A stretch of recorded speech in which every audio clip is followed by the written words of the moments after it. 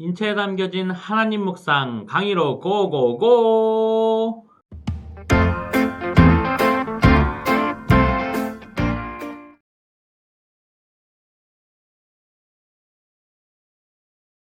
수고하고 무거운 짐진 자들아, 다 내게로 오라. 내가 너희를 쉬게 하리라.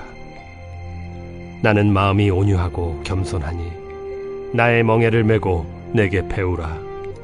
그리하면 너희 마음이 쉼을 얻으리니 이는 내 멍에는 쉽고 내 짐은 가벼움이라.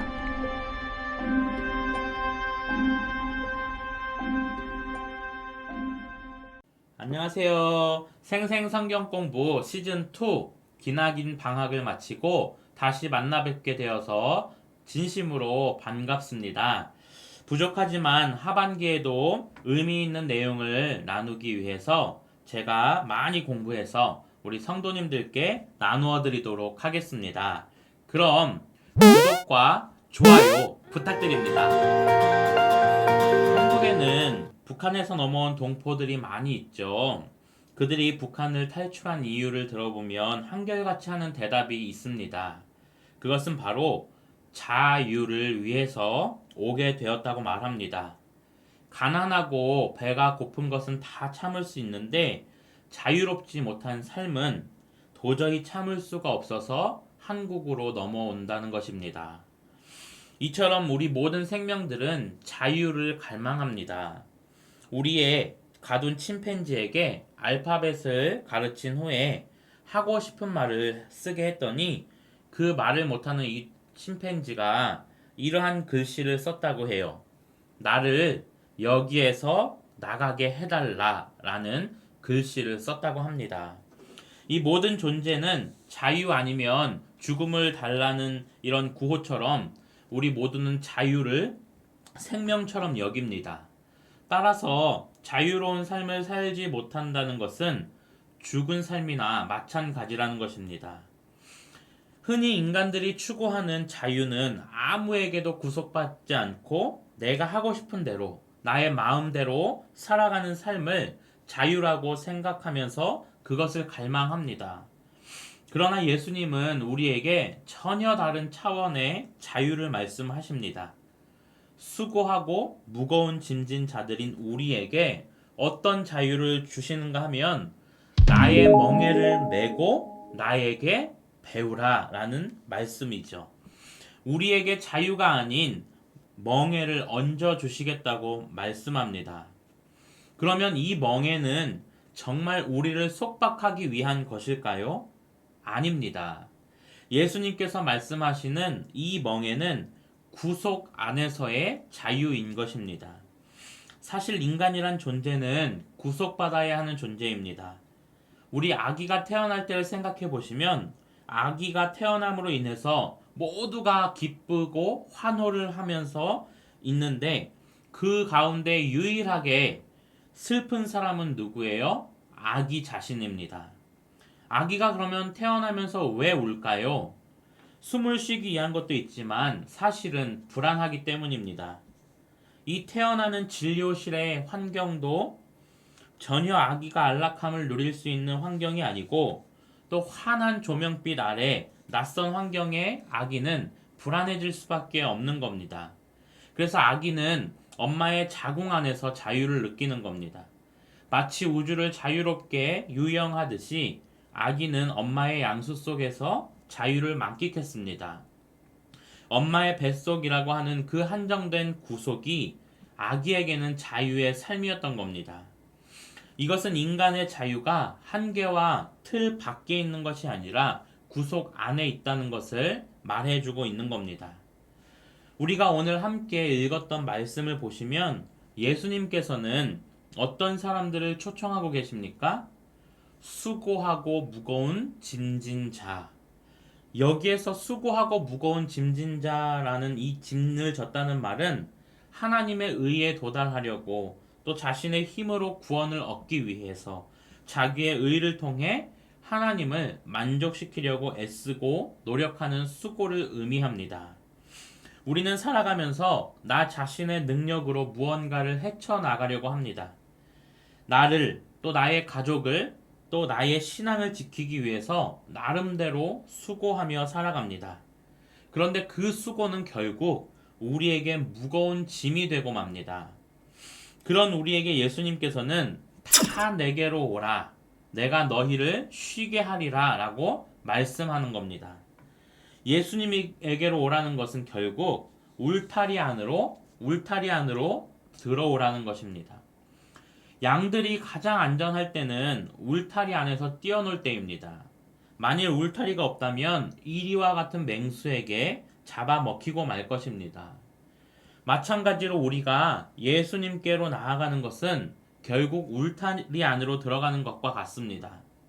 그런데 이 울타리가 마치 구속과 속박처럼 여겨져서 우리는 그곳으로 들어가려고 하지 않습니다. 그러다가 결국에는 이 세상의 풍파에 지쳐서 쓰러지게 되는 것입니다. 그리고는 축 처진 어깨로 살아가게 되는 것이지요. 이런 우리들에게 예수님께서 요구하시는 것은 나의 멍에를 메고 내게 배우라 라는 말씀입니다.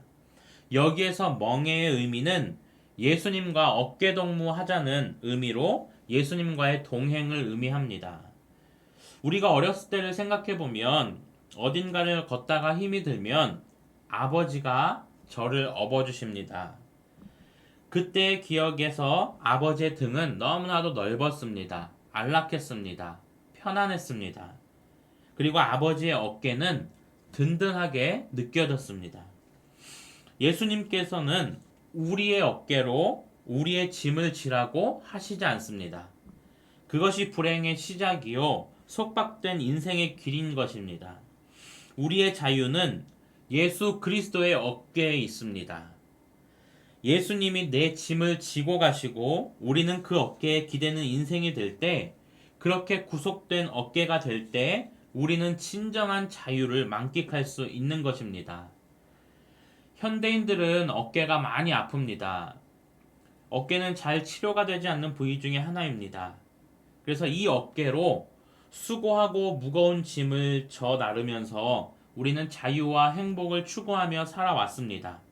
그런데 자유와 행복을 추구하다가 오히려 자유에서 멀어진 어깨가 되고 말았습니다. 여러분의 어깨는 어떠십니까? 여러분의 어깨는 가벼우십니까?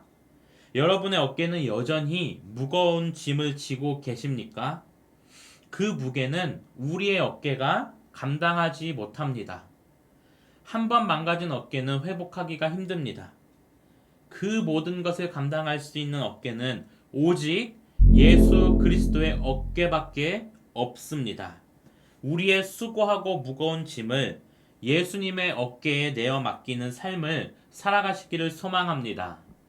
우리의 삶은 예수 그리스도 안에 구속되었을 때 진정한 자유의 삶이 주어짐을 잊지 않기를 바랍니다. 네, 최 목사의 건강 상식.